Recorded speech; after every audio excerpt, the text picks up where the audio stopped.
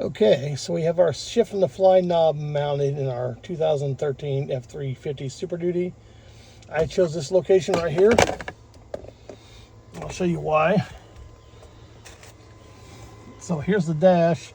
Some people drill holes in the dash here, or over there, or sometimes down low where you can't even reach it. I don't want to drill holes in my dash because the King Ranch has a Pacific color and design of dash. So if I want to replace this or the panel down here, which is in the seat, it has to come out of a King Ranch of the similar years. This thing down here, though, where the power port goes, looks just like that. That's pretty much the same for all trim models of this year that I've seen. So I decided to drill it there, so if I didn't like it, I could just buy a whole new trim piece for 30 bucks.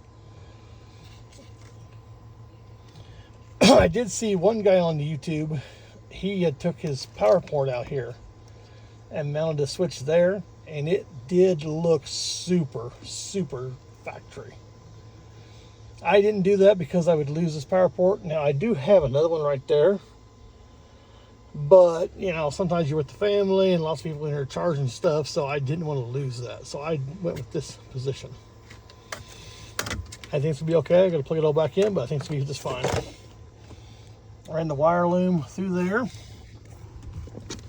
and of course up under the dash through the rubber grommet to the outside. Now here's where I did have problems.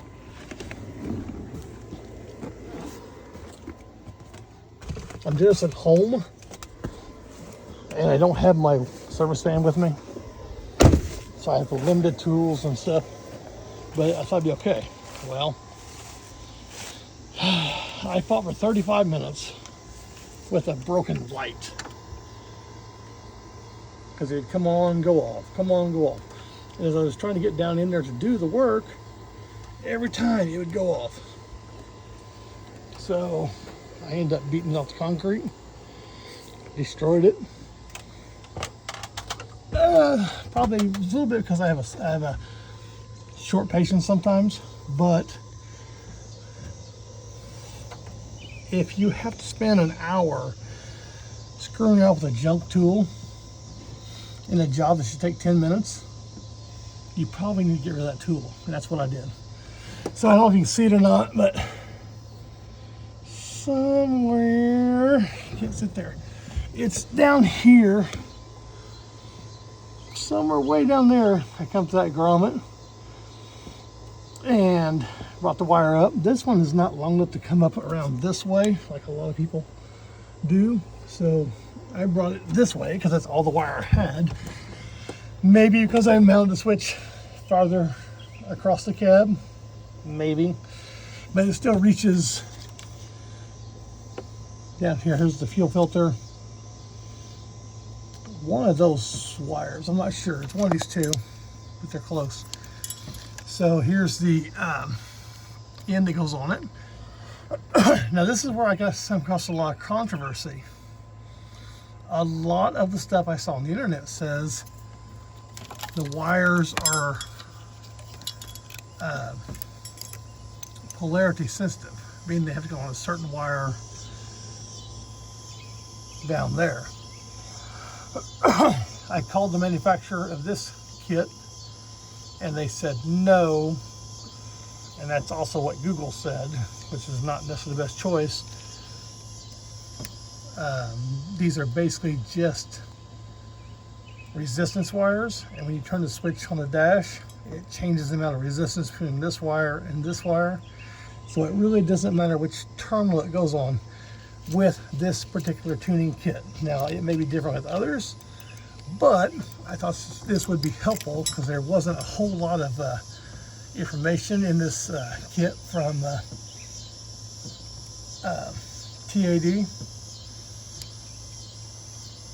So now we're going to put these in here, and then when I get the tunes installed, probably tomorrow because I got some stuff to do in the morning, we'll be able to plug this into the factory wiring harness. So getting the wires into this was a little bit challenging. They don't just push in and lock in. So what I ended up doing was take this Allen wrench that came with the kit, which doesn't really make sense because this particular kit did not have the set screw to mount the shift and fly switch. It just pushed on. But it still came with this Allen wrench. But it's good though because it's hard to push these wires in by themselves. So let's see if I can try to balance you guys somewhere where you might be able to see this. So what I did is I took this and I slid this into it just like that, but it still wants to come out. So then I took the Allen wrench and just kind of poked it up the bottom, and then I heard it click. There, I stuck it in just like that. I heard it click, and then both wires seem to have locked in. So again, this kit from TAD has no instructions exactly how to do this. They did send some through email, which were basic rudimentary stuff you can get on YouTube, but that's why I learned. Just take this and it locks down. And I did talk to the manufacturer again, and they said polarity is not an issue.